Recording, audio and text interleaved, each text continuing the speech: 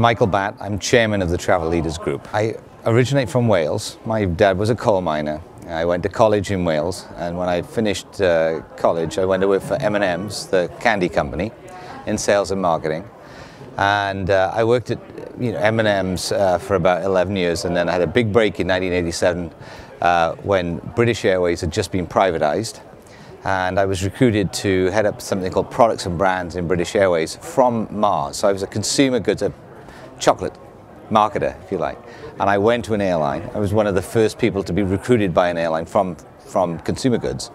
And I set up a branding division in British Airways, did a lot of the marketing and change of product in the late 80s, early 90s, became director of marketing at British Airways in 93. And then left to go to the US in 95 to work for Alamo Rent-A-Car. Was at Alamo a short period because the business was sold, so I was there about 18 months. And Carlson companies, who are big in travel and hospitality, they hired me to run their leisure group. I became a board member of the business travel as well. And that was fabulous. So they're a great company, as were British Airways. But in 1997, Carlson decided they didn't want to be in the leisure travel distribution business. So they decided to sell the business, and I bought it. We came out of Carlson in 1998, and we had essentially a call center leisure business. We had some franchise travel agencies that were called Carlson Wagonlit, but we had to change the name. So we bought a company called Travel Leaders, which was a business travel company based in Miami. We took the brand name, and we then, because we had an investment from JP Chase, which was from their private equity arm, that gave us enough money to merge with Tzell, a fabulous company in New York run by a fabulous man called Barry Liben.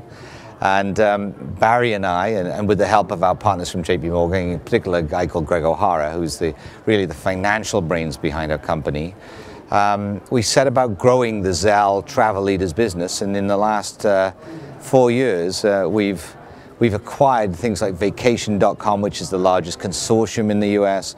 We acquired Nexion from Sabre, which is one of the largest home-based agencies in the US. Companies like Journey Corp, and then probably most famously last week, we acquired, although we prefer to say merged, with Protravel, Priscilla Alexander's business, which is widely acknowledged as one of the best travel agencies in the world, and we think fits well within our group. And put it all together, and today we have about 30% of the US traditional travel agency market under one of our brand umbrellas.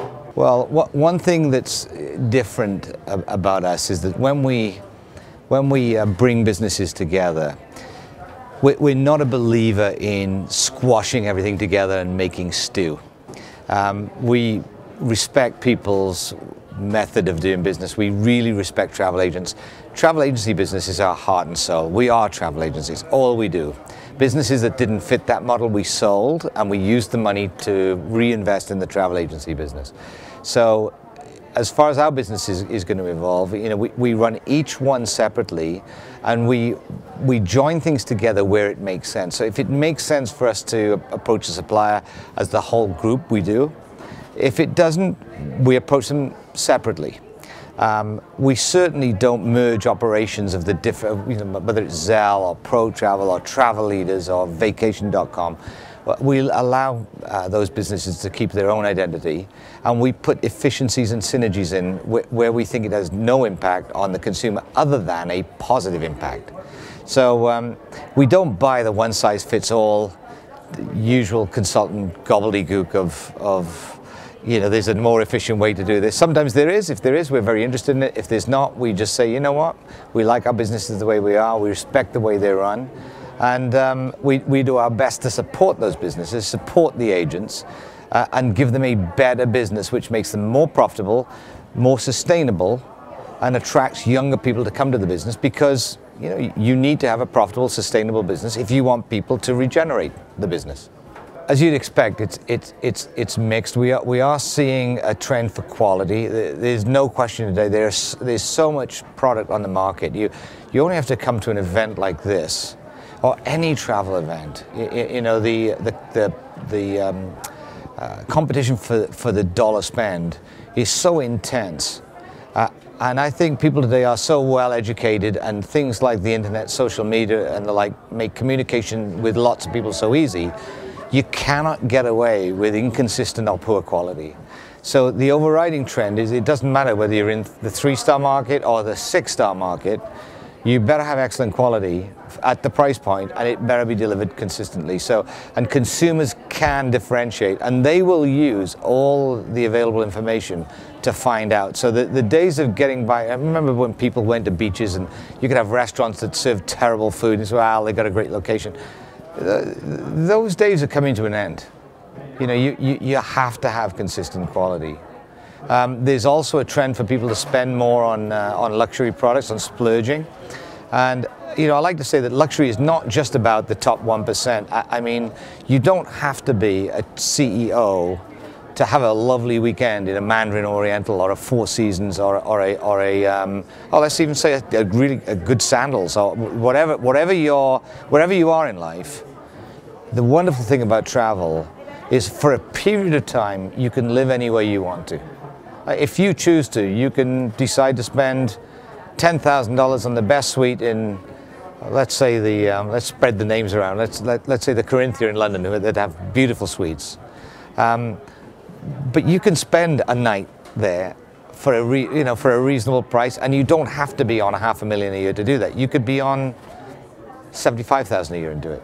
So what we're seeing is there is this move towards spending more money on travel, and I think that comes because, frankly, the world is getting richer. If you go back, I'm 58. If you go back to when I was young, 30% of the average person's income in Britain went on food. Right? I mean, people forget this, right? And today it's about 8%. And when you look at the disposable income you have after basics, which really are food, rent, clothing your children, the actual amount that's left over is growing dramatically.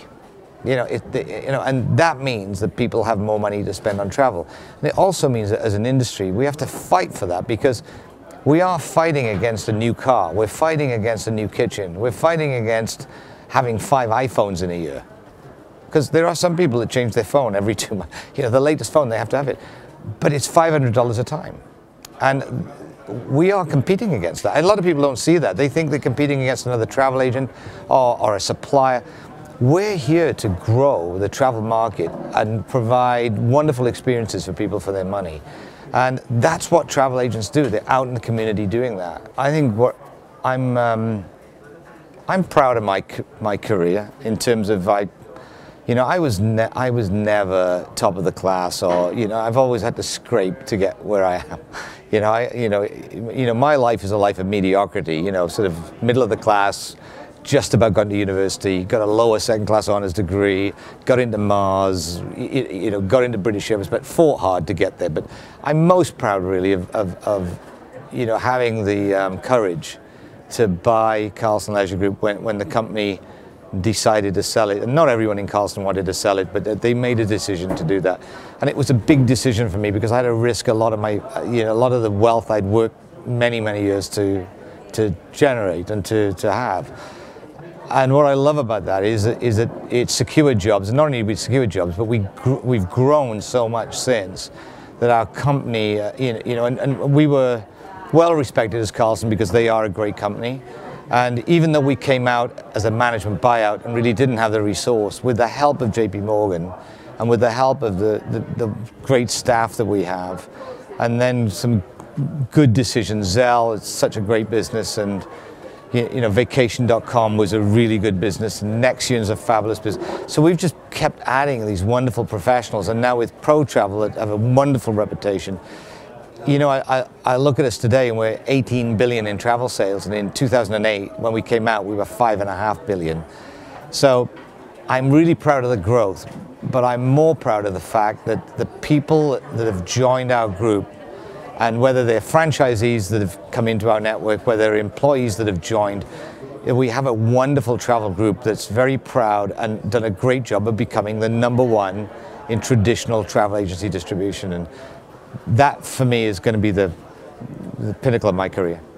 Work hard, be determined, and be an expert. If I think of the 2 people that really have gone from nothing to where they are today, and that's very successful, very respected, and as a side effect of that, very wealthy. If I look at Barry Liben and Priscilla Alexander, you know, and actually I'd say all our management team, but Barry and Priscilla are the two major leaders.